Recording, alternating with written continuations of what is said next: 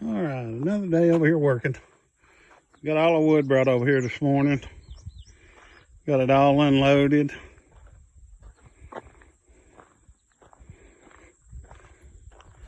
Went ahead this afternoon and spread some gravel because it was a little bit muddy this morning where it rained. That way it'd keep us out of the mud. We're gonna have gravel in there anyhow. But we got the first two sections up. Turned out really good.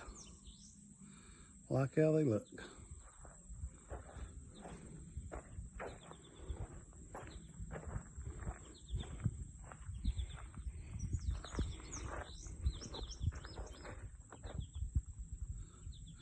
I mean, the metal trusses is okay, but the wood truss is about the same. I mean, I don't see really where it saves you anything. I could have made a 4x8 and made a 30-foot span, but this is something new to us anyhow. It ain't new,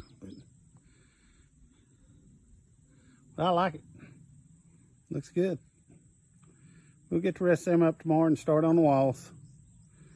But it's late and I'm going home.